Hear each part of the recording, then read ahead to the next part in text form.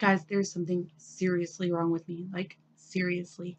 I am working on my 5th book for this readathon, the hashtag S'mores and Mayhem readathon. And I'm only on page 36. I started the Westing game this morning. I should be halfway or better, maybe even having finished this today. And there's just so much other stuff going on. And I'm going to be honest here. I've got a little bit of a book hangover, and this is set up so differently than the other books, and it's written so differently than the other books that I'm just losing my ever-loving mind. I Okay, first of all, yesterday I finished um, the Night Circus last night after I got done telling you about finishing the High Wizardry book. I went and thought, instead of picking up another middle grade tonight, I'm going to work on reading the Night Circus, and stayed up like 2 more hours because I wanted to finish the Night Circus. And I did, and it was good. And if you haven't read it, you should read it. But I just finished a book from one of my favorite middle grade series, and like my favorite read of 2016, or one of my favorite reads of 2016, had very beautiful writing. It was very fluid writing, and High Wizardry was very scientific, but still strangely beautiful. And the way it was set up was kind of traditional, but it had all this other science stuff in it. And the Westing game is set up, instead of having clear chapters, I mean, we have clear chapters, but they're set up just kind of randomly in the middle of pages. There's not any straight delineations, no extra pages, and the writing style is completely different.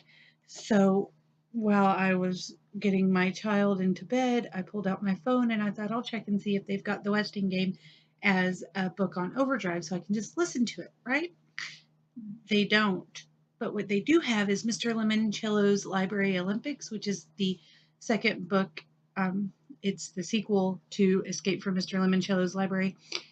And they also have the Island of Dr. Libris, which is by Chris Gravenstein, who's the author of the Limoncello books. So I borrowed the audiobook from Mr. Limoncello's Library Olympics and put a hold on the Island of Dr. Libris. So there's that. I think I'll go read now. I'll try. Okay, so it is now a little after midnight, and I am a little over a quarter of the way through the Westing game. I decided to start crafting, and so this is some fabric on fusible paper. I don't know why I'm showing you that, but my daughter has asked me to make her this little purse that when you open it, it has a scene that you've sewn onto it, and has pockets for little ponies or figures, and she can play with them in the car. And so this annoyed me so much that I started doing that and playing Mario Kart with Mom. But I am on page 62, and I intend to try to get a little further. The halfway point is page 108, so I'm hoping to get to that point before I go to sleep. But it is a little after midnight, so I may or may not get that done tonight. Either way, I've been reading. And while I was fusing the fusible web to those pieces while I was ironing, I was listening to the Benedict Society, the something Benedict Society.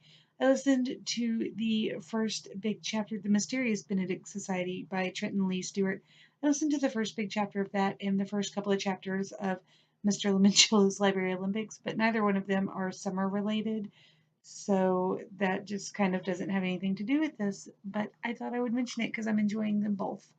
And that's pretty much that. I've had a crappy day with the reading. Also, the writing. I haven't written for 2 days. Yeah, but I'm going to talk about that in my hot and sticky vlog. So look forward to that coming at some point next week, probably.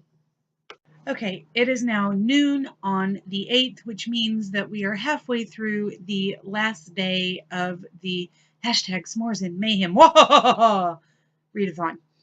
And I realized after pushing myself to stay up and get at least halfway or better through the Westing game that I'm pushing through, and all of a sudden it goes, ding, you're an idiot. Because this book, while it starts in the summer, is only set in the summer for the first couple of pages. And the rest of the whole stinking story is taking place with them snowbound. So not in the summer. No. The beginning, they're in the summer, and then by chapter 2, it's Halloween, and then all of a sudden they're snowbound in like November. So I don't know why I was reading it for the thing where the only criteria for your book is that they go somewhere and do something for the summer.